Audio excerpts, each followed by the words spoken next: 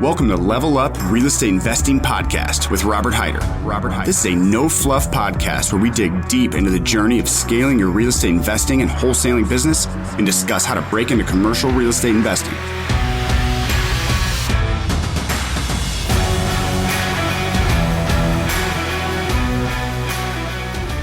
Robert Hyder here with Level Up Real Estate Investing Podcast. For those who don't know me, I'll go through my journey a little bit here. I grew up in St. Louis, Missouri, lower middle class family, first member of my family to traditionally go to college. Out of college, I got into commercial real estate finance. It worked out really well. I was one of the youngest vice presidents of commercial real estate lending in St. Louis at the age of 25. During my time, I underwrote over $1 billion in commercial real estate deals. And then transitioned into full-time entrepreneurial real estate investing in 2013. When I got into real estate investing personally, I focused more on real estate rehabs, did some rentals and wholesales as I was trying to learn the wholesaling game. I quickly realized that the wholesaling side of the business was more scalable, focused on that heavy, and over the 6 years had exponential growth. In 2019, we will have purchased over 200 houses for wholesale, as well as running a real estate brokerage that'll do 60 million plus in transactions. We started and have since sold a residential property management company. We made a big transition into commercial real estate deals. We own and manage over 110,000 square feet of commercial space, as well as 60 plus residential doors. And the reason I go through all this for you guys is to get into the mission of this podcast, the real reason that I'm here. This is for next level thinkers. We're going to be talking about the newest ideas, the most innovative stuff. We're going to be talking about the 1 and 2% difference, the it factor, the edge, the stuff that really makes some investors great while other investors fail.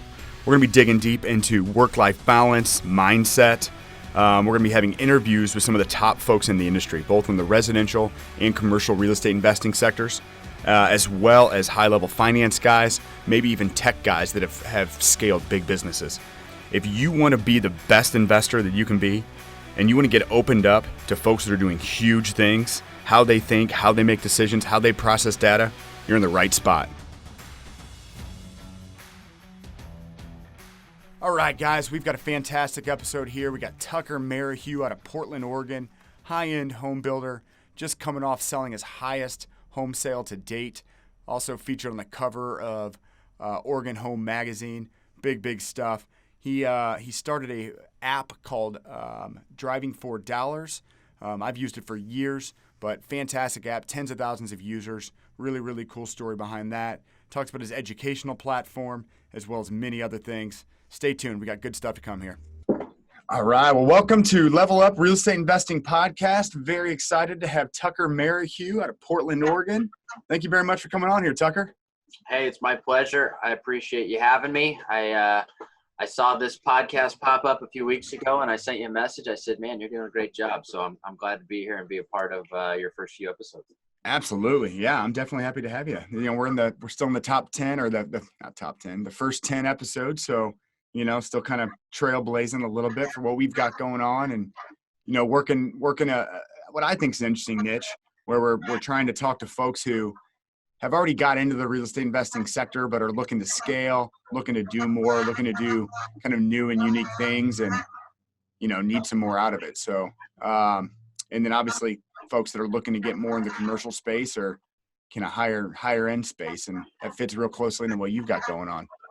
Although I could use some of your depreciation, I'm sure, on my tax return. I can help with that. Give me a holler. Well, we've been doing some cost seg and all kinds of fun stuff. But yeah, well, hey, if you don't mind, why don't you dig in and give us a little 2 or 3 minute clip on your journey and kind of how you've gotten to where you are and a little bit of where you are. Sure. I mean, obviously we know each other pretty well, but I'll kind of give a quick recap for, your listeners. But, I got out of college in 2002, and originally I was going to go a different direction, some form of financial services type business. I know you kind of started in that world too. Oh, yeah. But I had it was like a 3-pronged interview, and I passed 2 of them. The last one, I don't know, the guy that did the interview just didn't like me very much. And so I had an offer, it was retracted. So then I was left leaving college, that last semester you're in college, like, oh, I got a job, I know what I'm doing with life. And then all of a sudden I didn't.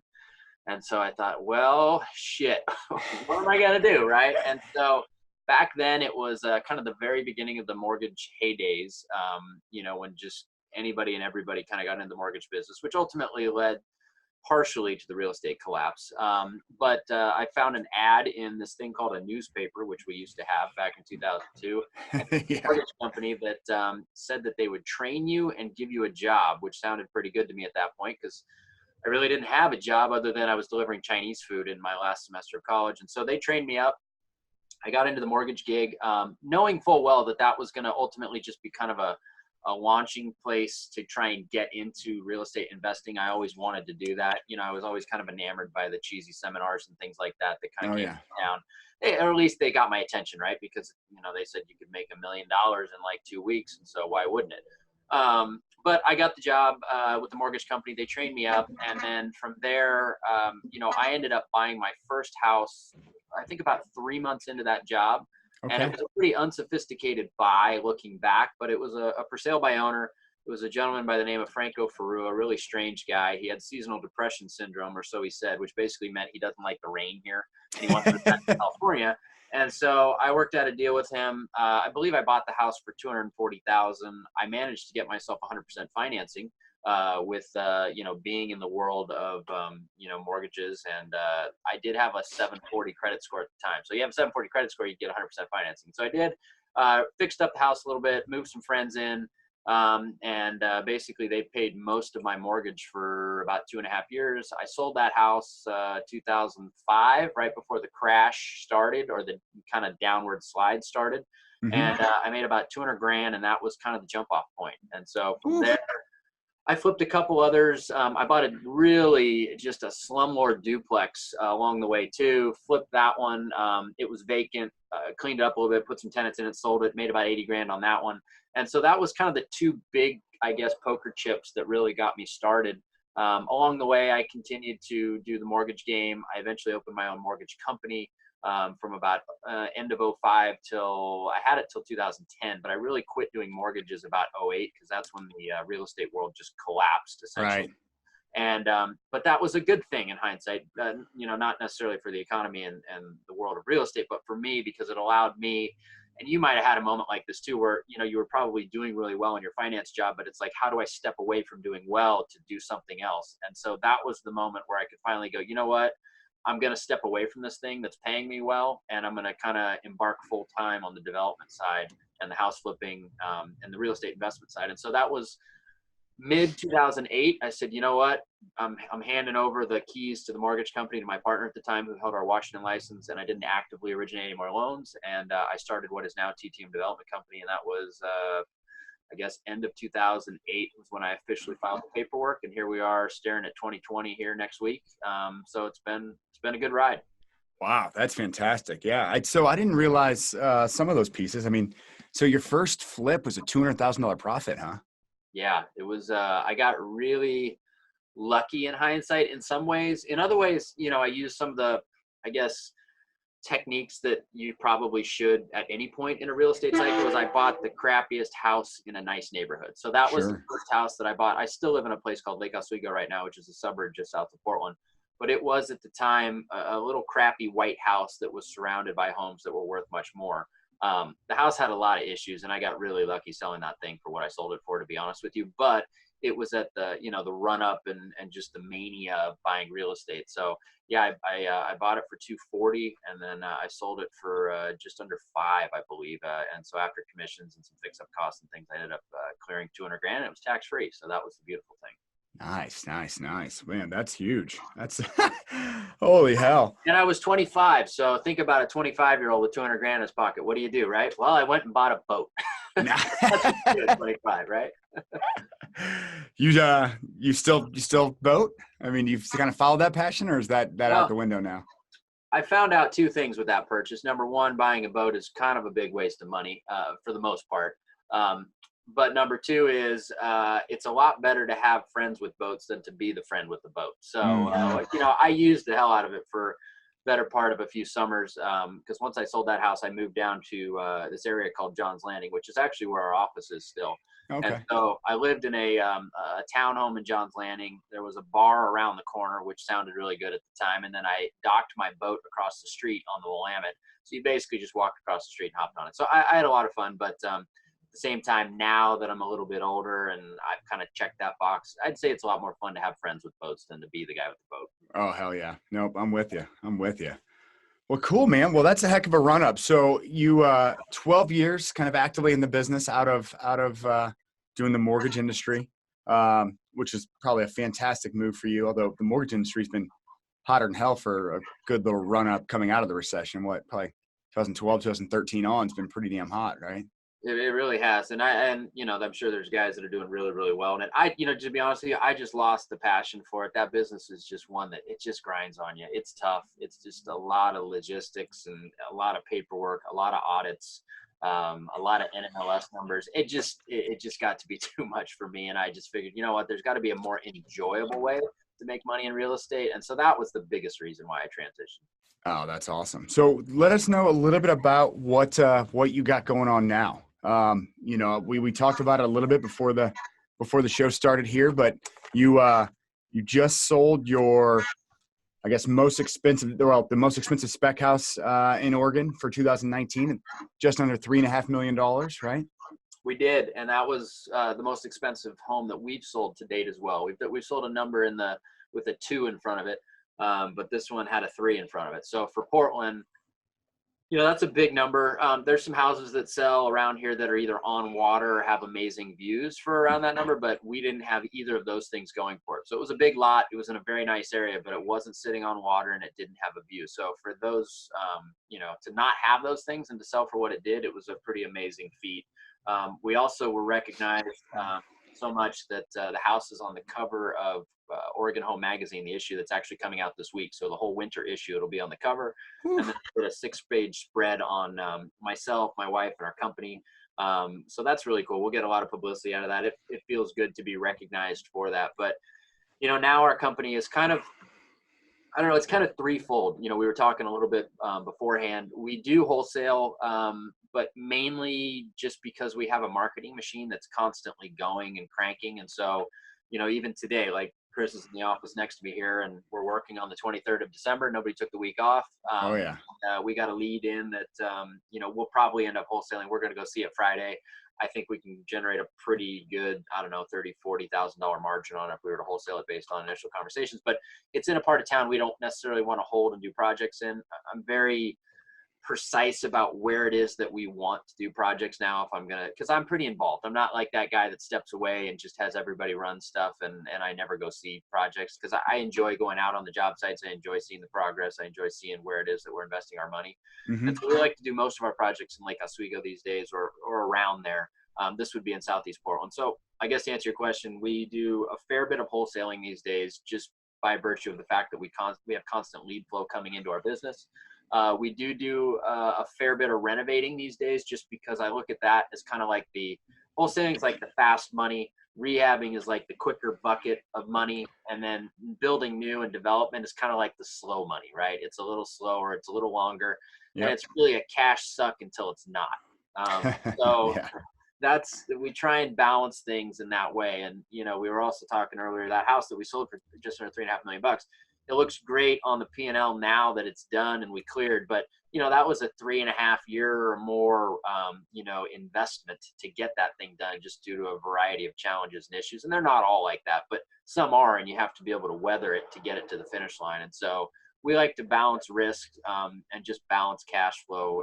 And if we can do kind of all three of those things, then that seems to be the best. And I try not to do too many big builds or development projects at one time, because you can pretty much, you can easily get over your skis if that's the case in terms of commitment and capital. And that's when guys get into trouble. So I'm trying to find the perfect balance between, constantly marketing, finding deals, wholesaling what it is that probably should be wholesaled, and then keeping the ones that are the best and most profitable path to the finish line. Yeah, absolutely, man. And you've got a hell of a business going. So how many folks are you up to on the staff? We've kept it lean and mean. So in the office here, Chris is in the office next to me. He's basically our acquisitions manager, has been for years. He's also our listing agent for a lot of our products. So when we Mm-hmm. buy stuff, one of the things that we do is, because we do a lot of high-end product, he lists it. Obviously, the company pays a substantially reduced commission, so it kind of limits our outgoing costs or our sell costs on some of these higher-end products. But it also is a great add-on for his job, which he becomes an office manager and a listing agent. So it gives him some good upward mobility there. It allows me to keep people, because that's the one thing I've noticed about this business is that, people are constantly hiring asset managers, and it seems to be a bit of a, conveyor belt or rotating door, right? People come in, people go out. And so one of the things I really pride myself on is that, Chris has been with me for 10 years. Dan Wow. has been with me for 7, who runs the education and technology side of the business. So we have a lot of stick here at the company. It's a good thing, I think. Yeah, absolutely. No, I mean, whenever I came out and visited your office and we hung out and did that bus tour a while back and checked out some of your projects. Yeah, I mean, obviously Chris and Dan were actively involved then. And heck, I don't even know when that was. That might have been Oh 2000. God, I don't know, 3, 4 years ago. So 16-ish, maybe something like that. Yeah, it sounds about right. Man, it feels like it was longer than that, but yeah, probably. But yeah, that's really cool. So you've got kept it lean and mean, rocking and rolling. Yeah, Um, so just to finish answer your question, the only caveat is you met Jerry probably on that trip, who was our project manager. So he was basically running a lot of our projects. mhm. At that time, my wife and we had one kid and we were on our way to a second one, so we kind of needed some help in that side of the business. Eventually, Jerry decided he wanted to go do homeowner work, which as a GC, I can't say I blame him because it's got wider margins, right? But you do have Sure. a lot more brain damage in people, and they live in the house that you're renovating, and that can be challenging, to Oh say yeah. the least. So anyway, he left to go pursue a career in being his own GC. And then at that point, Joni, my wife, stepped back in. And so she does all of our project management and design. Mhm. Chris, like I said, does all of our acquisition management and disposition. And then I kind of do, opportunity management, finance, basically. That's kind of Okay. my role in it. And then we've got a couple laborers that we keep that kind of do a lot of the in-between stuff. Because anytime, as you're fully aware, doing remodels, there's a lot of in-between labor. And then, outside of that, with new construction, you can kind of streamline everything with the exception of cleaning. You need the houses cleaned and miscellaneous stuff picked up and things like that. But so we keep 2 laborers on just to kind of help with that, but we sub out everything else. And that pretty much is the business.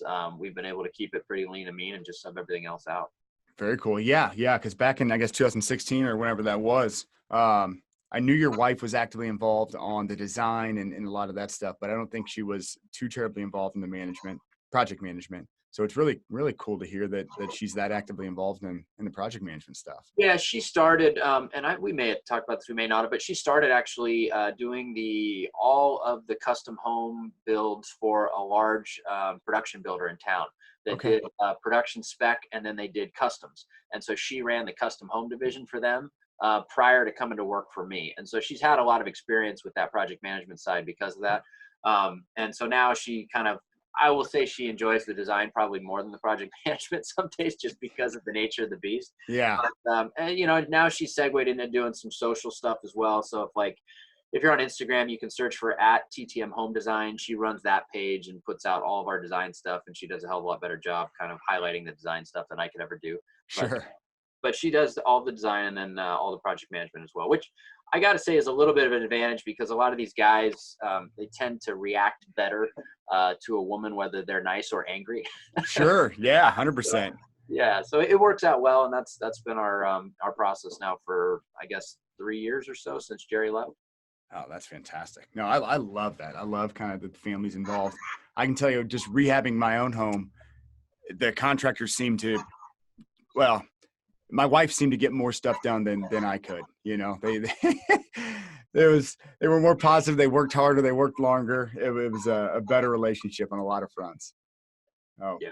Yeah, it's counterintuitive, but I heard somebody else mention it too, that they had a woman that's running the project management side of their business, and initially the subs, and Joni kind of felt this too. Initially, they don't know whether or not to give you their respect, but after a while, they actually respond a hell of a lot better to women than men. So it's a little bit of a break-in period, but after that, I think the business actually runs better with a woman in the project manager seat. Oh yeah, absolutely. Well, cool, man. So you kind of touched on a lot of really great things there. Kind of you have your kind of today money, your kind of midterm, and then your long term kind of projects. Have you scaled much into the rental market? I know a handful of years back, you and I talked about it a bunch, but you know the properties out in your area were really tough, and you were looking at other areas and things like that. Yeah, it's challenging. I go back and forth on it a lot, but to this point, I've just kind of kept the adage that in terms of single families, it's a hell of a lot easier to sell them right now than it probably will be at a few years from now.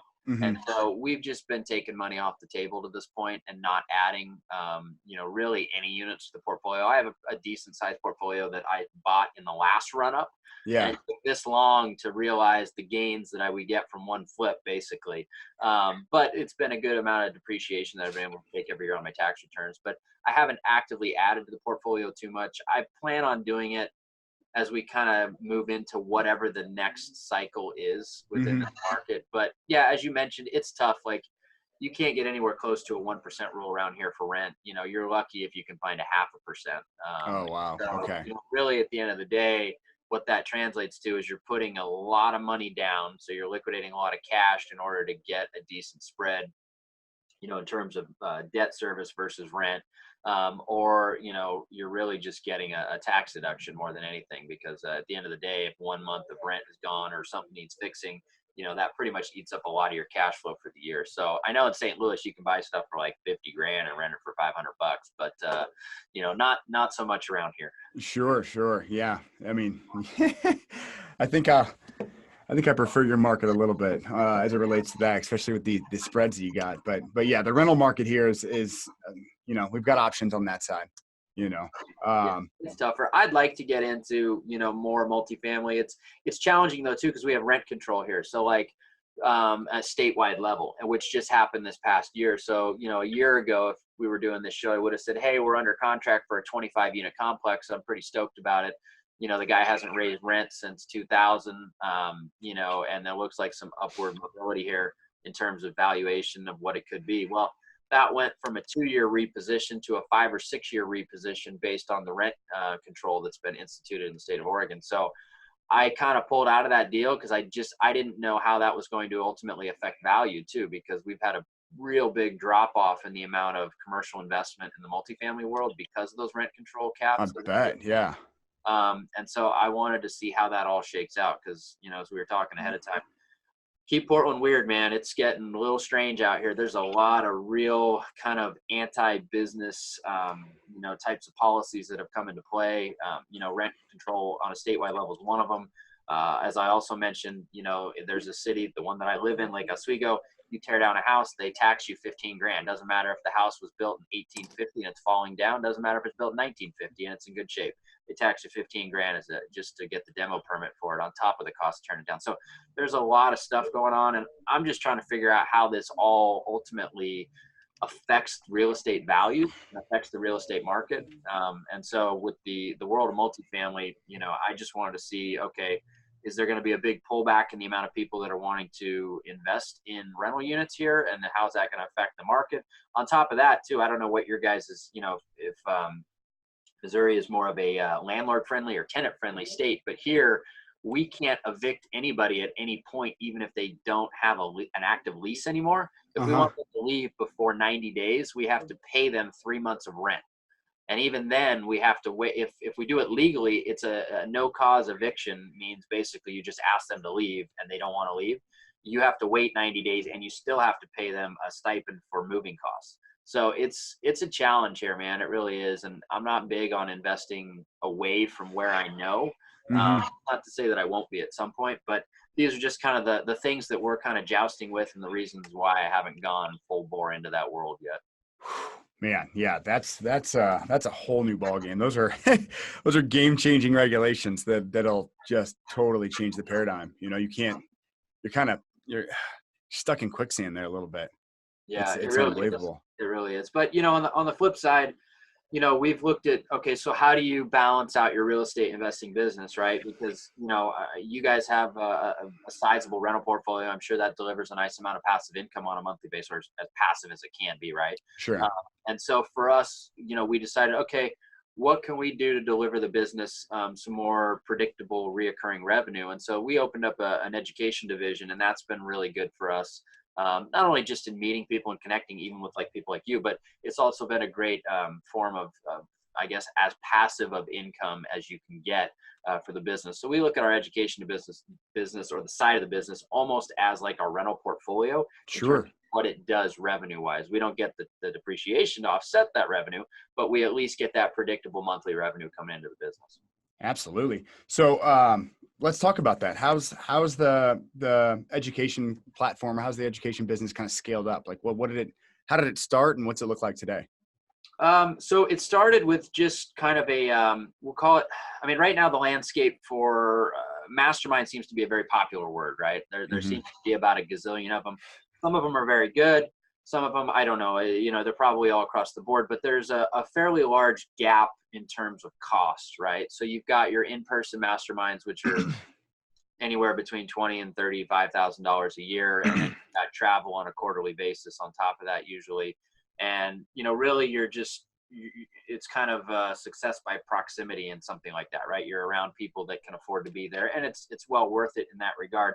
But there's a lot of people out there that maybe can't make that investment, whether it Yeah. be just to join or to take off away from kids and family and whatever else. So we built an online mastermind that we've had in place for 6 years now.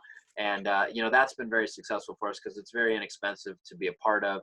And, we've had a lot of people that have kind of, we still have a lot of original members, but it's a good place for people to start, get some competitive advantages, really get the right direction. They have access to me. We can kind of point them, make sure they're doing the right stuff. They're not just spinning their wheels. And, there's been a lot of people that have gotten a lot of great traction for being a part of that. But really, the main driver for us, as far as predictable revenue from that side of the business, is our online mastermind group. And then from there, we also created. I partnered with another individual that actually we partnered because he was in that mastermind group. But we started a high-end coaching program as well, which is just basically more one-on-one time. And I know that you said you've been doing a little bit of coaching as well. But when you get into the one-on-one world, it's a lot more time intensive, which is really why the cost is more. I mean, I know a lot of people are like, oh, people are charging so much money for education and this and that. But it's like, if you're going to sit down with you or you're going to sit down with me for, multiple months, week in, week out, and we're going to dump our, thoughts and, blood, sweat, and tears into trying to make you successful, that's got to cost something, right? Otherwise, it's like, why would we do it? And Hmm. so we have another program that's basically that, where we sit down and we essentially build out people's marketing machines for them. We execute the marketing for them, and we kind of help them go through the process of getting to, figure out this direct to seller marketing game. Sure. It can be a big black hole that you dump money into. And, at the end of the day, you don't know if you're doing it right or wrong. And you don't know if results are just around the corner or whether or not you just pissed all your money away. There's a lot of these things that you don't know, and you can go to YouTube University and you can watch all the videos you want. But the reality is that until you start spending money on marketing and you have leads coming in, none of that stuff really sticks. None of it really is of value. You have to have somebody there that says, yes, you're doing the right thing, or no, don't have that conversation with them, or yes, you need to follow up with that lead. Yes, there's opportunity there. You just don't see it. Like, those are the kind of the intangibles and the things that are of extreme value that people pay for when they're in the higher end program. So we basically have an entry level online mastermind group, and then we have a higher end program. And those are our two main revenue streams for the education side of the business. Man, that's fantastic. And Dan runs the majority of that. Is that correct? Yeah, so Dan is the guy that's much smarter than me when it comes to anything tech. But yeah, he runs all the admission and just the constant, whatever's required. Which, by the way, it's a full-time business. I mean, for those people that think that you can just kind of splinter off and do coaching or create a mastermind group and also do everything else that you do, it's virtually impossible if you want to do it well. You really have to have a dedicated staff person, to do that and to grow it. And so he's been the dedicated staff guy for that for going on 6 years now. Yeah, absolutely. I think that's a mistake a lot of folks make. They think they can just kind of bolt it on and do it on the side, and it'll take a few hours, and that's just simply not the case. I mean, if you want to have a couple one-on-one students, you can probably knock that out. on the side. But if you actually want to scale it up and do something with it, it's so much more. And even just kind of lining everything up, taking the notes, doing the follow-up, making sure that they're on track. There's just so many steps to it that I think people vastly underestimate the amount of time and effort that takes. Really do. And the other thing, probably the biggest thing I've learned, and I don't know if you've kind of seen this as well in the coaching you've done, but like, this is a very simple business really when it comes down to it, right? We market, we talk to people, we buy property, we sell it for a little more, whether we force appreciation or we just get a great deal. Like that's, in theory, that's this business, right? Yeah, 100%. But the challenge that I've found is that people get in their own way a lot. And whether it be self-doubt or whether it just be unsure or whether it just be poor sales abilities or whether it be the inability to recognize value or just being scared, of kind of taking that next step and that next leap. Most of the time is just spent kind of, decluttering people's brains so they can get out of their own way. Because, this is a simple business, but people are complex. Human beings are very complex. And so it's just kind of making people get out of their own way and letting them find success. That's been what I've found is really the core value when you build an education division. 100%. You hit the nail on the head. It's a really, really easy business in the beginning. And if you're not adding value to assets, if you're not doing new home construction or big rehabs or whatever it might be, at the end of at the beginning of the day, I guess, or at the net, it's sales and marketing, right? So it could be a car you're buying and selling. It could be anything. It just happens to be a house. But folks are always getting tripped up on the same stuff or thinking they're spending too much here, and they cut a marketing channel and you're like, man, you were getting 6-to-1, 7-to-1 return on that marketing channel. Why are you cutting it? Oh, because this, for the silliest reason, they're not seeing the big picture. They're not seeing the impact, or, maybe it's not producing enough leads, but as long as it's producing at that kind of level, keep that going and then find another channel that's producing, at the quantity you need. Don't cut that one. So we run into that all the time. And I'm sure a handful of years back, I was probably making the same mistakes and just didn't quite know it yet, Right. Yeah. It's interesting. It's been a fun ride though, for sure. But the more that I do it, the more I recognize that that's really the value that coaching provides is just kind of, it's just reassurance. It's like having a partner that knows what they're doing to make sure that you follow the right path and you don't veer off. Yeah, 100%. Well, that's cool to hear. That's really neat. So let's talk about your app for a little bit, because you've been scaling that thing up, and then we'll get to the real sticks and bricks, the real stuff you got going on. But I was super impressed to hear the quantity of users you guys have. You're up to 22,000 users on the Driving for Dollars app. Yeah, we are, which, for a niche little app, that's a good number, for really what it is. It's been a journey building that thing. There's no question. It's been, a lot of 2 steps forward, 1 step back, sometimes 2 steps back, 1 step forward. Getting into the app space, as we chatted about a little bit, it's, you have to have reliable people, and you have to then also balance having it be affordable, to not only build it, but to maintain it too. I think a lot of people get into the technology side of the business. They're like, oh, I want to build this piece of technology. And they really have no idea what it's actually going to cost to build that thing out. And then they really don't think about, okay, well, what do we need as far as a customer base in order to make it sustainable? Because you can't just build technology and they will come, right? You got to build it. You got to maintain it. You got to take care of the customers. You got to deal with customer feedback. There's all those types of things. And so for us, I would say that the biggest mistake that we made, although we would have done it anyway, is that we decided to build an app on a scale of 1 to 10. We decided to build a level 9 app right away. I wish I would have just built Angry Birds and good, but instead we decided to build an app that needed like geolocating, and then it needed APIs to tap in different data from different providers, and then have it be able to do it all over the entire country, and just all kinds of stuff. So it's been a real learning experience. It's been cool because I can say that I understand the app business pretty damn well at this point. But it's very, very different than the real estate business. Even though, it's real estate related, it might as well be, on a completely different planet in terms of the business itself and the skills and the things that we needed to learn in order for it to be successful. Absolutely. So when you were building that thing out, right? Because everyone has, just like the education piece, right? Everyone's got a business and they've got it going, and they're like, oh, well, it'd be awesome if I could generate some revenue from something else, some kind of bolt on, which in reality, I guess it is a bolt on, but it's so drastically different and it's going to suck way more time than you ever thought. But, you know, as you were kind of doing it, how much project creep did you have? Like, I mean, from where you saw, did you have a real clear goal of exactly where you wanted to go? And then how much did you creep away from that and kind of expand the vision of what you wanted to be as you were building it out? You know, a lot, I guess, to answer your question. It's been a moving target though, too, because, you know, the business has changed a lot overall, right? In terms of like the major players that have got into it, the iBuyers, the things like that. So, you know, for us, what this thing ultimately is, where it value, you know, it has its most value to society.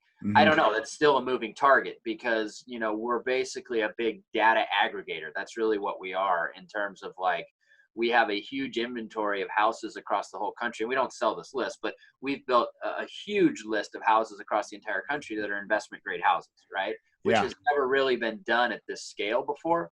And so for us, we kind of look at it like, well, at some point, that list will be valuable, not necessarily to real estate investors, but there's a whole world out there of algorithms and companies that are trying to value real estate, right? And so it's hard for them to be able to put a value on stuff unless maybe they could insert a list of properties that have been seen with people's eyes that have been ranked in terms of how messed up they are, right? Hmm. And so you know, that's, I guess, just to kind of illustrate your point, it's a little bit of a moving target in terms of the creep of where this could go and what it could do. But right now, its core function is really just to make marketing to people that own property easier. And so, like, we got an email from a guy last week. He said, "Hey, your little app made me $1 million this year." And I was like, "Well, that's cool." And obviously, we dug into it. We wanted to make sure that that was legitimate. He wasn't just, you know, trying to get our attention so that we talked to him or whatnot. And, you know, Right. story out there. But we dug into it. Wall Street Journal did an article on him, and he basically was down in Florida and he went around some of these towns that were affected by one of the hurricanes last year, and he used the app to locate the owners, and he cold called them, and he bought a lot of these houses that these people were able to get insurance money and then also sell him the property, and then he renovated them, and he made $1 million last year doing it. So at its core value to our space, it really just expedites and makes it a lot easier to find people who own property, whether it be by mail, whether it be by email, whether it be by phone, so that you can basically just pull up to a property, pin it, run the skip trace on the spot, call them if you want to, if you got the balls. Otherwise, you can run, you know, you can send them a text message, you can send them an RVM, you can send them a piece of mail, you can send them an email, you can do all kinds of things. So it's really a contact app that at its true value or its true function at this point, so that you can find who owns property and how you can have a conversation with them as quickly as possible. Hmm. Man, that's well, there's a huge use to that. I mean, that's a hell of a story. On the And we guy. built it too because that's what we do. Like, you know, at the beginning of the day, or, you know, at the beginning of this whole adventure, you know, Chris was going around and I was going around and we had these little, you know, these yellow pads of paper, and we were trying to figure out the most efficient way to write down house address without having to write down the whole address, right? So we'd have like a street name at the top and then we just write down addresses all the way down it. Uh-huh. And then I'd have to hire a high school person to come, you know, basically look up each address, put all the information in an Excel file. And I was just like, man, this is just so tedious and just ridiculous for how much tech is out there. Like, why do we have to do this? And so building the app, you know, it basically cost the same initially to build it for us to use internally as it did to build it for the entire world to use. So that was the original reason why we started it. But now, you know, we're 3 or 4 iterations later and a much more streamlined, better product with also much better data and more robust data. And now it can be used by anybody, you know, across the country. Plus, we also have the trademark on driving for dollars, which, you know, is kind of a nice little cherry on top. I don't know, you know, what we'll do with that other than defend it for the time being. But we do have the trademark on driving for dollars. So. Wow, that's a really interesting little niche. I didn't realize that that was the case. I assumed that that was just standard play. So that's cool. What you don't know what that's going to do yet, but have you had to defend? Yeah, we've had to defend it a bunch. So, and some of the competitors that will remain nameless have had changed their name over the course of their existence because they came into the iTunes store and the Google Play Store with the same name, and we had to have our trademark attorney send them a nice little you know, letter that said, "Hey, bud, there's this thing called a trademark, and you are now in violation of it. So you got to figure out a new name." So, you know, we don't want to necessarily sue anybody, but you know, it was a 2.5 year, almost 3 year process to get that trademark done. So it's like, we're not going to let you just roll over us and just decide to use a name that we actually went through the, you know, proper channels and the long process to actually get that trademark. Sure. Holy cow. Yeah, that's interesting. Well, cool. Let's dig into the real estate side of it.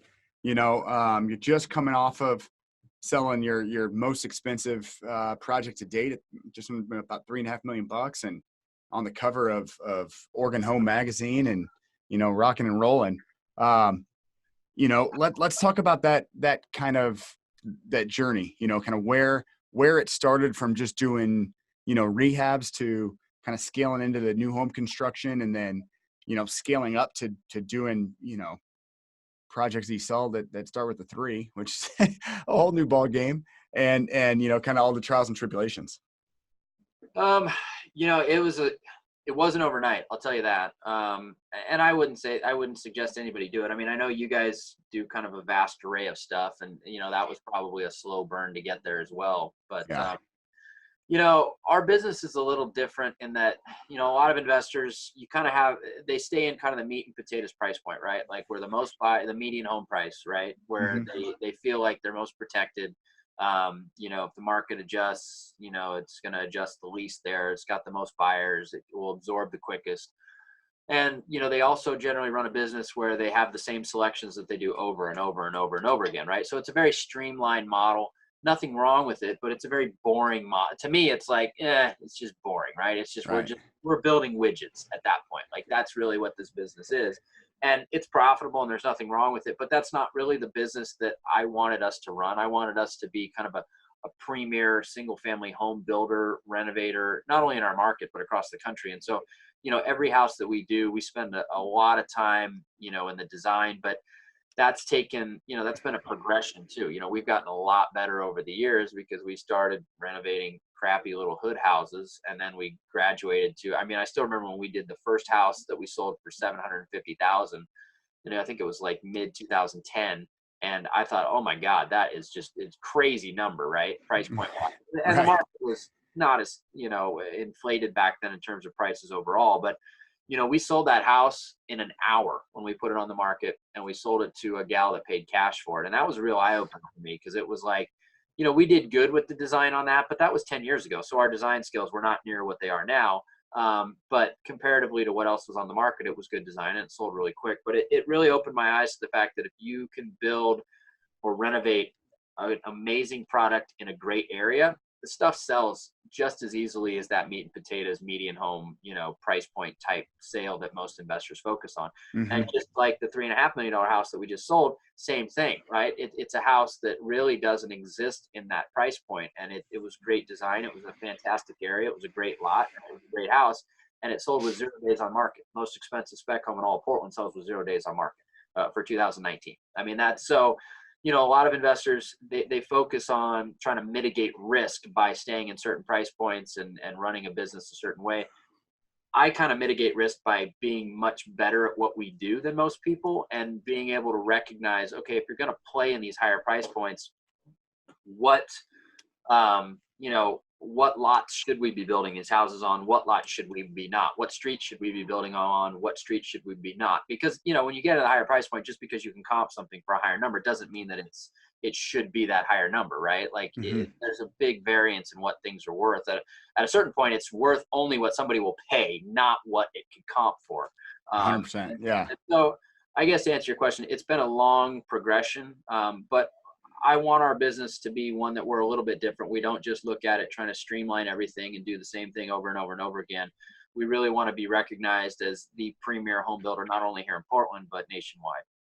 Man, that's awesome. So it's 2010, doing $750,000 house. You're blown away that it sold so fast, and someone came in and paid cash, and I guess it opened your eyes up a little bit. And what, now we're coming on 10 years later, 9 years later, 9.5 years, and kind of what's that progression? When did you break the $1 million price point? Let's see. The first, we sold a couple just under $1 million in 2012. And then we said, screw it, let's do a big one. The next one we sold was actually the Street of Dreams. We built in the Street of Dreams for Portland in 2013, and we sold that one for just under $2 million. So we more than doubled our price point, or just about doubled it there within about a year's time. Whew. And so, but we didn't, I can't say that I was just like throwing caution to the wind and diving into that, crazy higher end pool. We spec that house initially at being like a 1.3, 1.4 house. And Mm-hmm. then as time went on and as it just things change when you get into these projects sometimes in terms of what the market will pay. That was Right. a drastic change. But when we initially bought that lot, the road wasn't even in the lot. You couldn't really even see where the lots were going to be platted. And then the finished product is, 9 houses on this amazing street that, one of the houses actually, CJ McCollum, one of the Blazers, bought the house next door to the one that we built just recently here. So well, my point is it had a great look and feel. And so it elevated the price, and we proofed a price point that didn't previously exist in any of that area. So, Yeah. we got a little bit of run out of that we didn't think we'd get. But yeah, that was the first one that we did with closer to that $2 million range. Ooh, so all right. So you jumped from under $1 million to $2 million real quick. And then from that point, did you say, hey, you know what, that's about where we're going to be? Or did you kind of tiptoe in and throw in some smaller ones, and then kind of keep punching up? Or what did the journey look like? Because you said that was what, 14? 13. Yeah, that was 13. So Okay. it was kind of horizontal from there. I mean, most of the higher end realtors in town here would say like that 1.5, 1.6 range in the right areas is like a pretty healthy price point. There's a lot of buyers there. Mm-hmm. Once you start stepping into that $2 million world, it thins out a little bit. But there's a lot of people coming up from California or have sold, something somewhere else, and they can get into that 1.5 range. So we did a good number in that range, 1.4 to 1.6, let's call it. Mm-hmm. And then we jumped up and we did a couple in the 2 range. And those actually, the ones that we did up in the 2 range, they were lower 2s. They sold, one of them with no days on market too. So we just started to see this pattern of, if you build this really nice product on the right lot in the right area, at least for our market here, we have a big influx of California buyers, and they'll come up and they'll buy that right away because, they just sold some rinky-dink house in the Bay Area for $3 million, and they're going to come buy the Taj Mahal for $2 million. Right. So, yeah. So we have a weird little phenomenon going on here in terms of that. And then if you wanted to go up to Seattle and you buy in Bellevue, which, I kind of compare Bellevue to Lake Oswego. Bellevue's, just outside Seattle. Lake Oswego's just outside Portland. And Bellevue is about 1.5 to 2 times the price of Lake Oswego. So for the same weather, you could pay 1.5 to 2 times the price for the same type of community and amenities that you get in Bellevue as you do in Lake Oswego. So I feel like we're pretty protected in doing that. But we also get a lot of people that they come up from California, they look at Seattle, and they go, you know what, Lake Oswego just south of Portland looks pretty damn good for the price right now. Well, that's fantastic. So you obviously you've been scaling up that price. How many deals are you selling a year? Obviously I know at that price point, they take a lot longer to get built, but once you kind of get that cycle going, right, at some point that they start to fall on a somewhat repetitive basis. So how many are you bringing to market and selling a year these days? In the, let's call it 1.5 to 3 million range, we're probably like 6 or 7 houses a year. Okay. That's more than I would have guessed. That's an impressive quantity at that price point, So Yeah. What's the building time? Obviously the lot purchase and getting your entitlements and everything is a very timely phase in the cycle. But from the point where it's like, okay, we can build to sold, what's that timeline look like? It really varies. Like the biggest, I guess now what we try and focus on is 1 down, 1 ups, because if you get into the partition game here, I don't know how long it takes in your area, but it's like 12 to 15 months here. And that's where we really get strung out and hung up. And, that can throw a big wrench in our cash flow game, right? So Sure. for us now, if we're going to do the partition game, it can take, let's say 12 to 15 months, depending on backup for surveyors and county and things like that. And then once you get to that point, it's about 6 months from build to finish. So anytime we can start building to finish, it's about 6 months. So if we do a 1 down, 1 up, which is basically tear one house down, build one in its place, we're buying the house, we're tearing it down, we're getting our plans ready, and then we start going. So that getting plans ready and tearing down the house is usually about 2 months, let's say, and then you build in 6. So it's about an 8-month turn if you sell it right away on the other end. Okay. And then from buying it to getting it torn down and having your plans, what's that timeline look like? Well, I guess a better question would be from idea, you got the property under contract, to sold. What's that total time frame? Let's call it 8 months generally. Oh, okay. Yeah. So it is 8. Okay.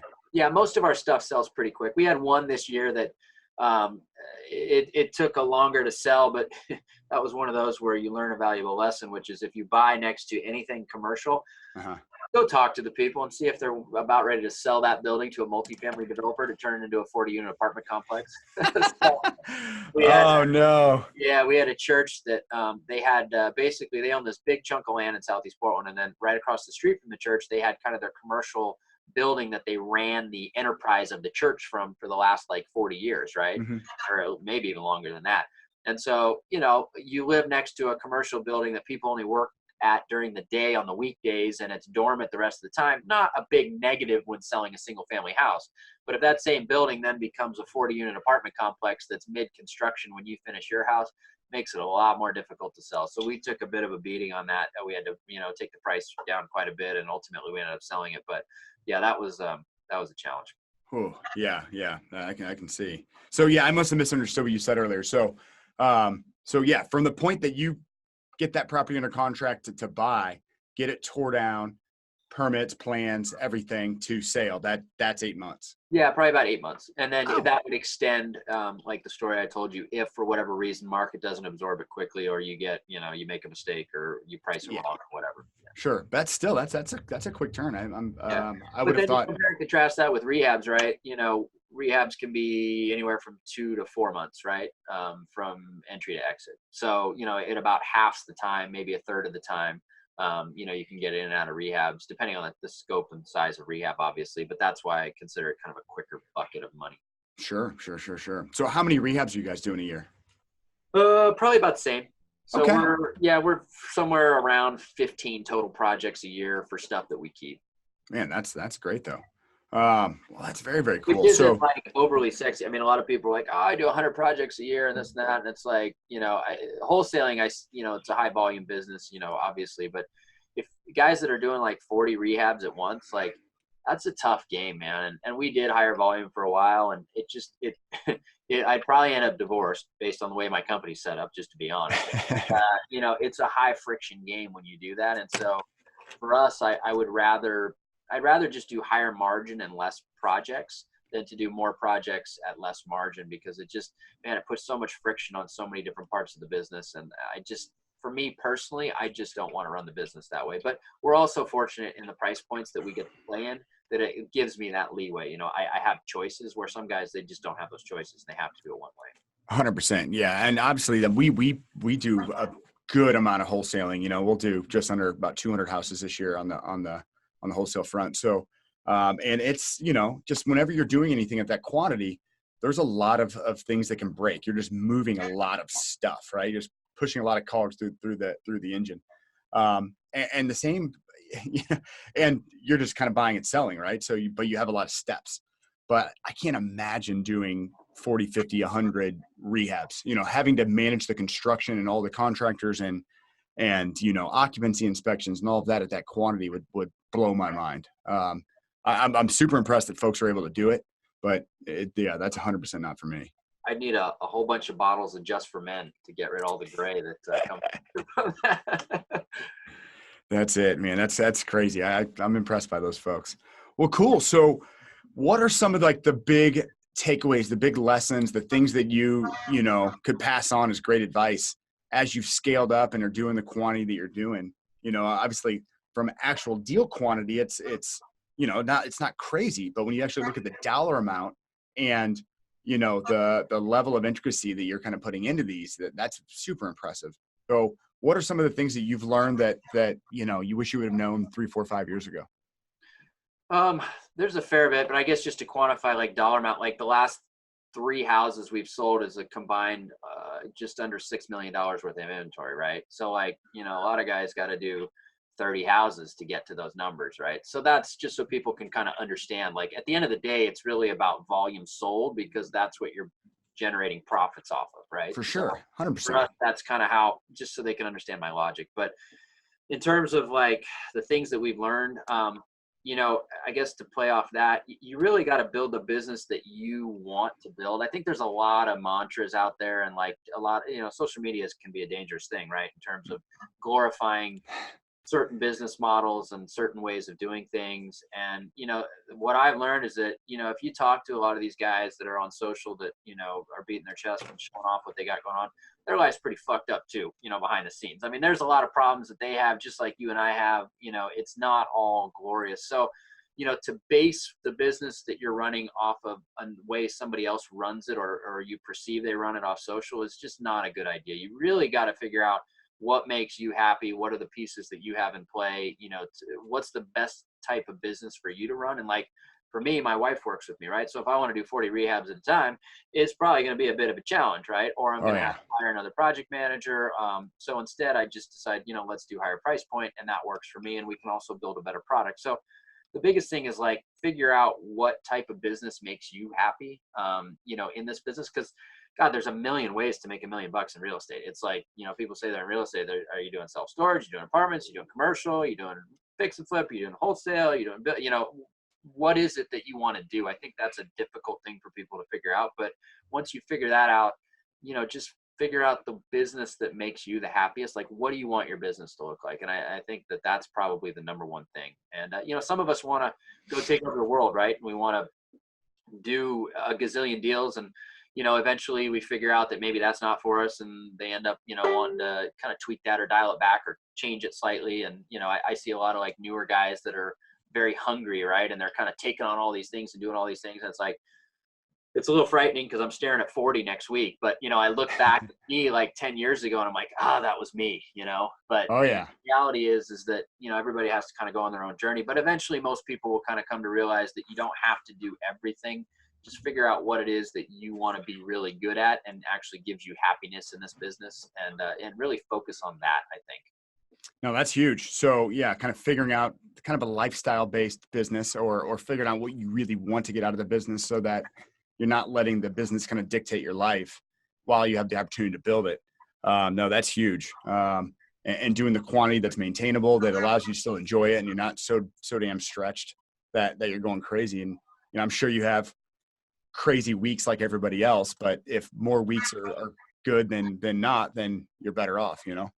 Yeah. And, the bigger your business gets, the more people you got to manage, and the more people you got to manage, the more challenges you have. So, I mean, you got to look at yourself too and be like, okay, are you wired for that? Right. Or are you wired for, the stress that comes with running a bigger business? And I mean, I'm sure as time's gone on, your bandwidth and ability to deal with stress has improved and increased, just like mine. But, you can't expect that a 28-year-old kid is going to be able to do really well running a big, multi-million-dollar wholesale operation that's spending $200,000 a month on, marketing, right? Like, at a certain point, he's only had so much runway, and his, he can only handle so much before he cracks, or, whatever else happens, right? So, it takes time, to get good at this business, and ultimately figure out what it is that you really want from it. And, I think that I figured that out for me, and, I'm sure that you have for you to some extent. I mean, we're all works in progress, but at least I know what the core thing that I want to get out of this business is every day.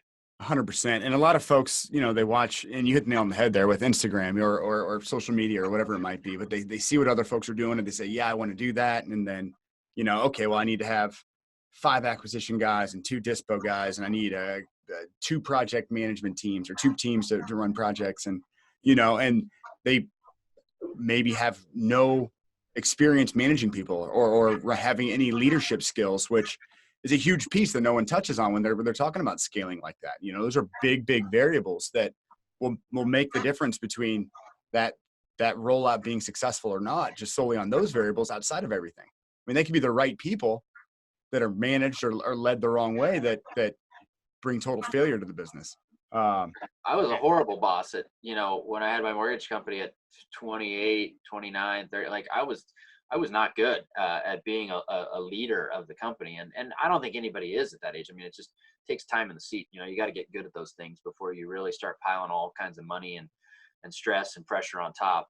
But, that's just the journey of entrepreneurship, at the end of the day. So, yeah, figuring it out and keeping the ball moving forward down the field with while you're trying to figure it out. That's a big variable.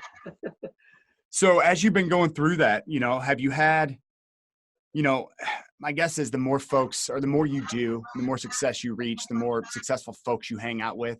Are you intentionally talking to folks that are more successful? Are you intentionally surrounding yourself with more successful folks and trying to get ahead from that angle to learn more about business and kind of just maybe get a leg up or get some kind of mentorship from those relationships? Yeah, I try to. It sounds really shitty, but at a certain point when you step into this world of entrepreneurship, like you're almost living a different life than a lot of your friends. You really are. You go like if you go, I'm sure you've been to a few Christmas cocktail parties, or holiday parties, and it's very different. For me, it's difficult to just kind of do the hobnob small talk. Oh, thank God it's the weekend, I'm done with my job.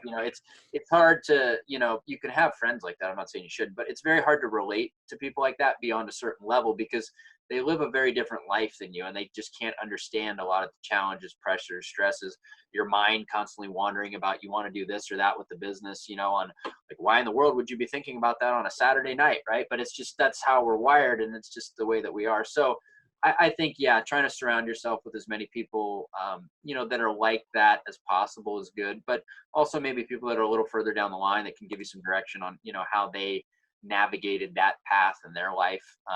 That's a big thing. But Hmm.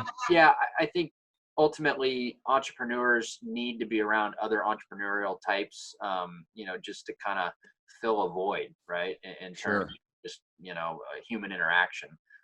But yeah, to answer your question, I think it's super important. I think that the more successful people that you can be around, it's also more inspiring, right? Like, that's why I sent you a message. I was like, hey man, that's awesome, you're doing the show. I think it's going to be a big hit for you, because I really do, and it's inspiring for me to know people and see people that are just taking action and doing things, because there's so many people that don't, and it's, for me, like, I kind of thrive off of knowing and being around people that are also just trying to make something more of their life every day, right?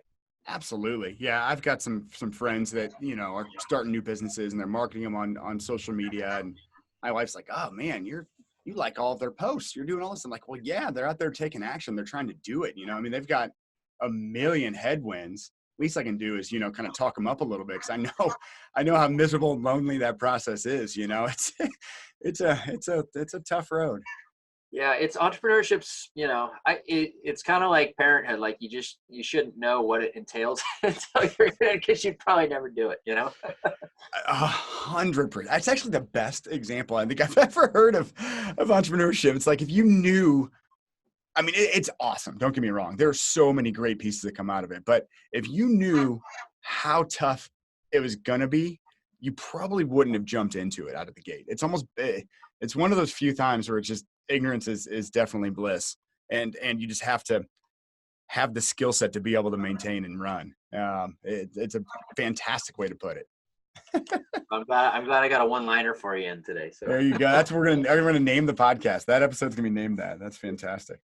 Well, cool, man. Well, we're gonna roll it in here. Just a couple quick things, and we'll get going. But what you've been really successful, and you've done some really really cool things. And I've loved to kind of keep up with it and watch it happen, and then get to know you along the way. But what do you think? Kind of you dig deep, dig internally. Like, what do you think's that it factor for you? That thing that makes you 1 or 2% better from all of your competition. That makes your deals just sell quickly and push price and be able just to kind of outperform a lot of the other folks in the industry doing the same thing that you do. What is it about you? I think the first thing is, I just get up every day and just keep going forward. I mean, I keep trying to punt the ball further down the field every day. I rarely have days where I just am like, I can't do it today. I can't get out of bed. I just don't.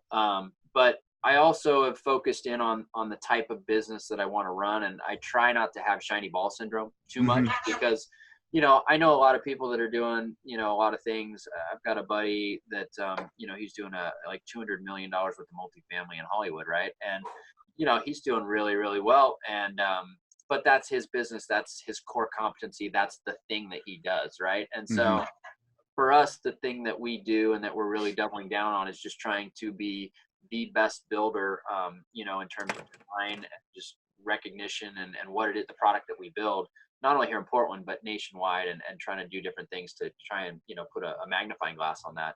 And so, you know, I think focus is a big thing.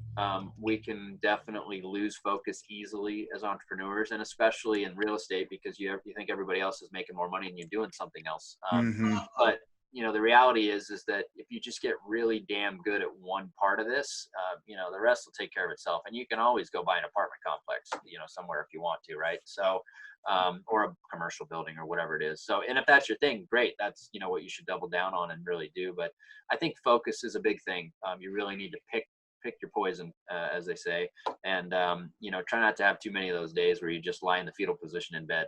Make sure you get out of bed and make it to the office. Just keep pushing forward. Just get up and forge forward. No, that's fantastic. I mean, obviously you guys have always been very focused. One thing that I've known about you is, and I haven't gotten to meet your wife, but it's been easy to see that, the design element, the build design connection, it has been very, very intentional from the minute that I've seen your product and seen the houses, and just obviously you guys take a lot of pride in that. So anytime you can take that much pride and really have it there to show, it's going to continue. It's going to kind of fully kind of roll out in the entire project. So I think that's probably a big one, not overarching 10,000 foot view, but that's in the trenches every day that is making you guys better than almost everybody else. Cause it's more so than just, hey, we're going to have a cool design for a business decision. It means something to you guys. Yeah, it's very intentional. And, like I said, I don't have a lot in common with the guys that just bang out the same house and the same stuff over and over again, other than the fact that we're both looking for cheap property, right? Like that's kind of our overlap. But beyond that, we run very different businesses, which is fine. But again, that's just, that's the business that I've chosen. And I think best suits the way that we're set up and ultimately what we want to do. Very cool. Very cool. Well, cool. Is that kind of the part that really gets you excited every day about this business, or is there something else that like really gets you kind of going about to take over the day? Rolling out of bed. My job is kind of being on the deal finding side. Like I really do enjoy that a lot. We do a lot of marketing and we go meet with a lot of crazy sellers but I like the finished product. Obviously everybody does, but I would say probably the beginning and the end are my two favorite parts. Finding it. I equate what we do to, like, if I was a caveman, I'd go kill it and drag it home, and then I get it back when it's ready to sell, right? And so that's, those are the two things that get me the most excited. In full circle, it's the same thing for boat ownership, right? The first day and the last day. Yep. Those are the best days to own a boat. Yeah. Oh, that's funny. Well, cool, man. Well, I greatly appreciate you coming on. I think it was a fantastic episode. I think we got some really good takeaways, and listeners out there should have some big nuggets there to take home and implement and try and get out of their own way and get out there and rock it. So I greatly appreciate you coming on and giving us some wisdom. Well, I appreciate you having me, and hopefully I didn't scare anybody off from entrepreneurship. It's all a journey, and we become better people for it. It's just, entrepreneurship isn't a straight line, as we both know. So, as long as you're well aware of that, jump in and make it happen. Yeah, it's better to know early. It's better to know that it's going to be a rocky road, but it's definitely worth it. And hell, I wouldn't have any other way. So I think door number two is the way to go. So absolutely. Well, cool, my man. I greatly appreciate it. We'll talk to you soon. Woo! All right, guys, that was a fantastic episode. Tucker Merrihew, what a stud. Talks about starting his home building business or his rehabbing business, real estate business in 2008, scaling his high-end home building business. He just finished selling his highest home to date at $3.5 million, featured in Oregon Home Magazine on the cover, along with the 6-page breakdown of the property and his business. Really, really cool stuff. He's doing, really, really high-level things, 5, 6, 7 high-end homes a year he's pumping out, as well as, another, 8 to 10 rehabs, so crazy stuff. Talks about avoiding shiny objects, what some of his shiny objects look like and how they look now. He's had success with them, but they were uphill battles. The app's up to 22,000 users. He's got his educational platform, really worked well, but talks about kind of what to avoid as it relates to that, and defining his core strengths, what to kind of build your business around, how he looks at it, and hopefully there's some pieces there that you guys can really apply to your businesses. Well, hopefully that was as good for you guys as it was for me. Until the next one, look forward to it. Hey guys, as always, this episode of the podcast is sponsored by Bottleneck Real Estate Virtual Assistants. These guys are fantastic. We've been using them for years in our business. They've really helped us scale. Hopefully you guys like them as much as we do. If you want to get in touch, it's bottleneckrealestate.com, bottleneckrealestate.com, and I think you will be very happy with them.